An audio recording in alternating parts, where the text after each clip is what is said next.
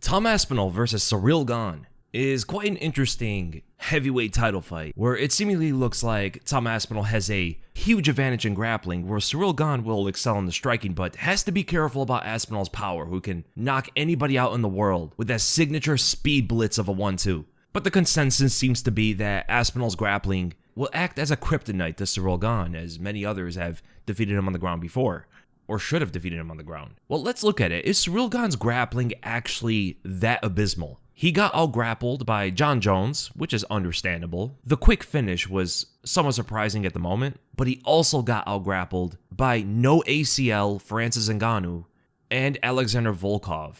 That can end the breakdown right there, but there is substance. There's more to it, and Tom Aspinall's grappling skills have been dormant for some time. In fights, that is. I think the last fighter he actually grappled with was Volkov, and that was years ago. So we'll see, man. Ciryl Gane possibly could do something to evade Tom Aspinall's submissions. As I say that reluctantly, Ciryl Gane is a speedy fighter who can maneuver his way around the octagon, evade the opponent's strikes, and potentially takedowns. Like, you would think with the level of footwork that he has, that he would seamlessly move away from takedowns, but he doesn't, oddly enough. I mean, he's the most elusive fighter heavyweight's ever seen, relying much on his athleticism. And he is probably the fastest fighter Aspinall has fought. I think Aspinall still strikes faster, but Ciryl Gane's footwork might be quicker. But the reason why even that footwork does not evade the takedowns is because he often advances at the opponent unintelligently. There have been many times where he has initiated the clinch once the opponent was able to pressure him and cut off the cage. It's almost like he acts in a state of desperation to neutralize the aggression, but in doing so, he ducks into the opponent and clinches up with them. If he does that against Tom is taking him down just like he did Alexander Volkov. I mean, look at this takedown. So Tom switches into southpaw, changes levels, and beams in that left straight, as Alexander Volkov is trying to intercept him with his own right, and both punches miss. But the collision that's caused here allows Tom to follow up into the clinch, and that's home for him as the grappler. Body locks Volkov, walks him to the fence, and hits a simple outside trip to the ground. This can easily happen to Gane, who routinely likes to duck in and clinch up. You see here against Francis Ngannou. Ngannou's pressuring him, he throws a left hook, steps on the inside with it, but due to the left hook, Gane didn't see a pathway for him to exit out laterally, because the left hook could intercept him, right? If he moves out right, he gets hit by the left, but he could have pulled away and then exit laterally, but instead he stays in place, ducks under the right uppercut, and then clinches up with Ngannou, and he was able to disengage, pushing Ngannou away. I do not foresee him having the same success pushing Tom Aspinall away, because Ngannou didn't engage with the clinch as much. He didn't really try to get an underhooks, body locks, or anything. He kind of was just existent in the clinch, allowing Ciryl Gane to control it, but that will not be the case against Tom. And here comes Ngannou with the 1-2, throws a jab, merely meant to measure. Ngannou is moving away, gets close to the fence, ducking under the right hand, and then clinches up. But this time, Ngannou actually participates in the clinch fight, using the right underhook, pushing Gane to the fence, and trying to control the position, but still was able to get pushed away by Gane as he was disengaging with the left hook. Again, I do not see this working against Tom too well. But the one dangerous thing about Gane from the clinch is that he will throw creative techniques out there to break away from it and surprise the opponent with some crazy attack, like a upward reverse elbow, very similar to the technique that Yair knocked the Korean Zombie out with. Well, he threw it at Ngannou and landed it, but didn't cause enough impact to make Ngannou stumble or knock him away or anything like that. Ngannou actually grabs onto the head afterward. Gane is not super powerful where he's gonna knock someone out with one shot like that, as if he was Tom Aspinall, right? Tom has some extraordinary power.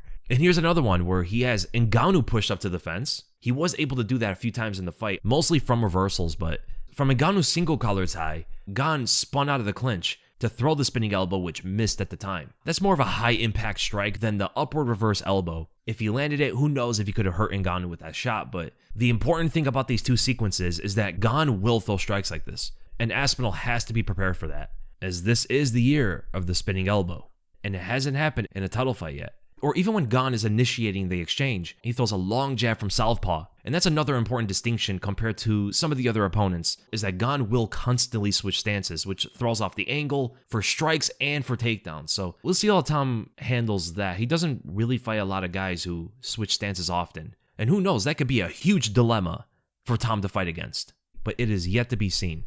So from southpaw, he throws in that long jab with the 81-inch reach, lands it on Ngannou, causing him to pull away and throw in that left hook as Ngannou usually does. But look how Gane moves forward that rear foot, advancing at Ngannou. Even though he's the one being pressured, he's close to the fence, his jab should be used to move in and out or move out laterally. Especially here because he's pressured, he should probably be working to move out to the left off of that jab, especially knowing that Ngannou is usually countering with the left hook.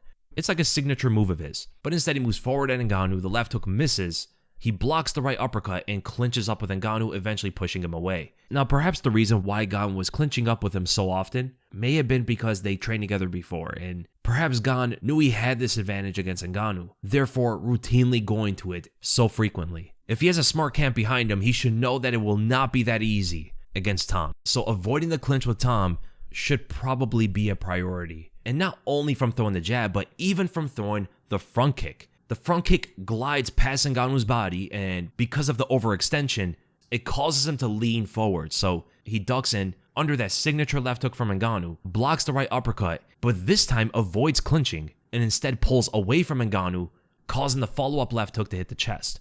Or here when he throws a front kick, he completely scrambles, loses composure after the kick lands. So he's able to thrust the kick forward, it lands at the end of the extension, Ngannou tanks the shot and tries to counter with a combination. Starting with a feint to line up the right hand, and you could see Gane's reaction is not a very poised one. He tried to avoid that right hand, using as much energy as possible, literally running away from Ngannou, but gets trapped at the corner as Ngannou starts cutting him off. Seeing Ngannou pursuing him, he ducks, but not only that, look how far away he starts ducking. He's already thinking about ducking in and clinching up with him, while being about 3 feet away. This is some fight-ending stuff against Tom Aspinall. But then Ngannou made a mistake by hopping forward like he trained with Yuri for the fight. So because he decided to go airborne, he couldn't capitalize on intercepting the head movement with a knee.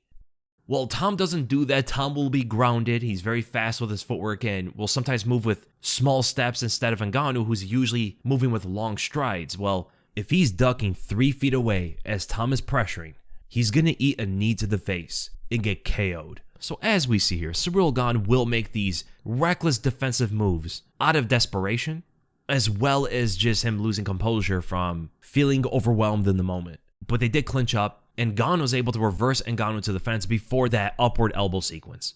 And speaking of the front kick, that was a technique that was countered many times against Ngannou. He threw it to the head, missed the target, Ngannou caught it, and proceeded to slam him on the ground. And then he threw a front kick at Volkov, landing the shot to the body, but Volkov grabbed the ankle and didn't even apply any pressure to trip him to the ground or something. Gane was the one who desperately tried to get away from Volkov and fell to the ground himself. Volkov followed up with a body lock as well as getting wrist control on that left side and just rotated him to trip him to the ground for a mat return. And what do you notice about this takedown?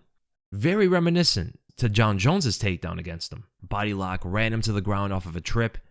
Now, why did Gane get taken down from the front kick so easily? Well, it's because he doesn't set it up sometimes. He just relies on the speed of the kick to be sufficient on landing and getting away.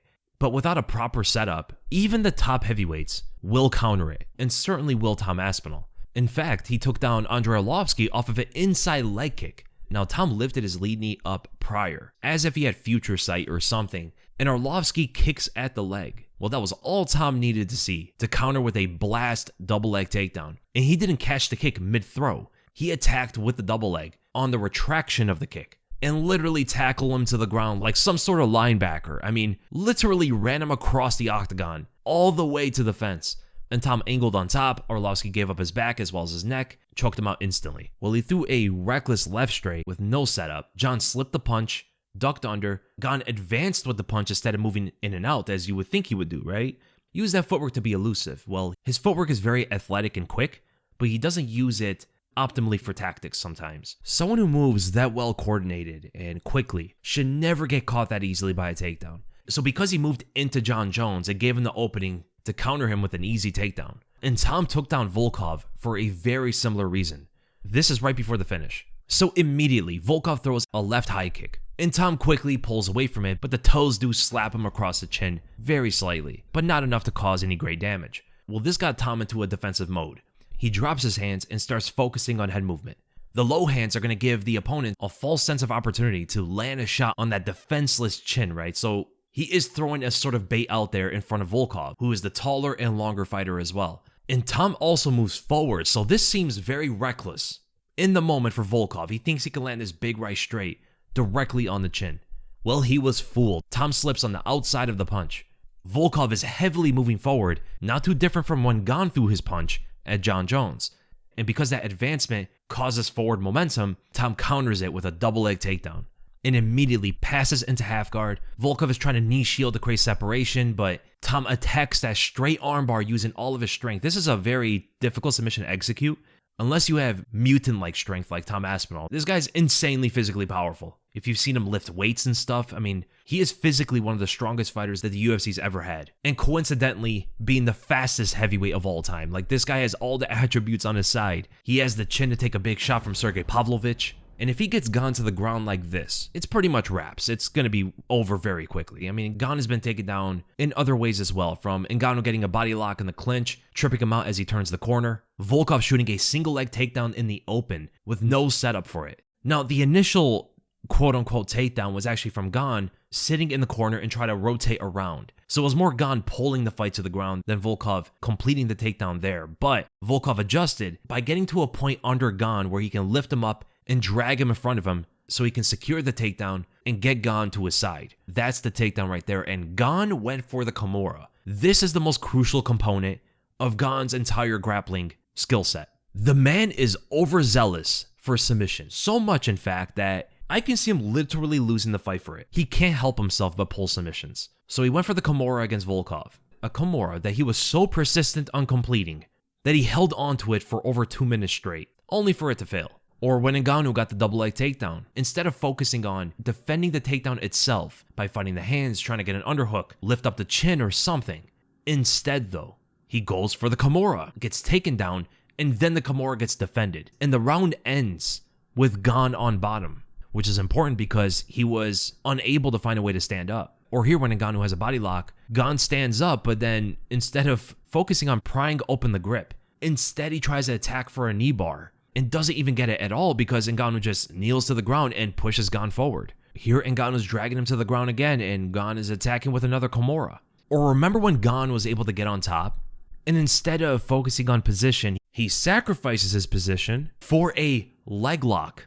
And it fails, of course. And Ngannou secures the top position off of it. Successful, and he was attacking with a heel hook, which eliminated Ngannou's top position for the moment. And honestly, I thought it should have been enough to win the fight. We've talked about it so many times. I do think submissions like this should beat someone who's just laying on top of you. Because that's what Ngannou did. He didn't do anything on top. An offensive attack like this should be rewarded as it's stated in the scoring criteria. But the fact that we know that that is not going to win Gane fights, even if Tom lay in praise, Gane should avoid it because the judges will not give him the round for it. But he actually might attack with it again, out of habit, because he did it against Volkov too. He pulled a leg lock while on top of Volkov in his most recent fight. Again, just sacrificing his position, and Volkov defended the leg lock and got top position. Or him going for a guillotine as Volkov is attacking a single leg, turns the corner, takes him to the ground, and ends the round with Gane expending a ton of energy to get the guillotine finish. And because of his recklessness of constantly giving up his position to go for submissions, he has ended multiple rounds on bottom. 3 out of the 5 rounds against Ngannou. 2 of the 3 rounds in the Volkov rematch. It has shown that he doesn't have the best get-ups. He has abysmal grappling awareness. Even fighters like Ngannou and Volkov have higher grappling IQ than him. What is that going to tell us with the dynamic between him and Aspinall? And it's not like Ngannou and Volkov are some brilliant grapplers or something. Gane just makes a load of mistakes on the ground. It makes his opponents seem very competent in that area. Well, he's going to make Tom Aspinall look like some wizard, some clairvoyant who's able to see in the future, capitalizing on all of Gane's mistakes on the ground. I don't think there's going to be like much of a athletic difference, speed difference on the ground, or anything when it comes to attributes. I think Gane is strong, I think he's fast, I think he's very athletic, but it's a difference in fight IQ. Tom is going to make Gane look like he's never grappled a day in his life, just like Jon Jones did.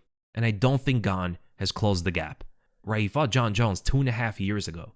And especially from his Volkov performance, he didn't look that much improved. Like, he got some takedowns and his positional awareness was slightly better with some of his get-ups. Like, he did stand up a few times, but again, he's fighting Volkov.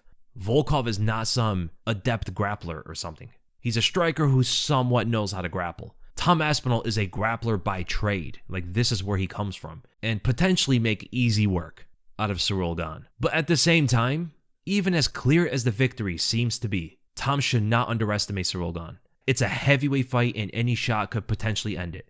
It is going to be quite interesting. Now again, as I mentioned before, Tom hasn't really used his grappling skills too often. It's been dormant for a while. He's been mostly focused on his striking. I mean, that development should help a lot against Gane because that's Gane's forte. But regardless, I think Tom should do pretty decent in the striking, but I think the grappling difference is going to be another display of dominance from Gane's opponent, just like it was when he fought John Jones. So I hope you guys enjoyed the breakdown. If you guys did, make sure to give it a like, subscribe, hit the bell for notifications. What do you guys think about the fight so far? My prediction video is going to come out tomorrow, and I'll see you guys then.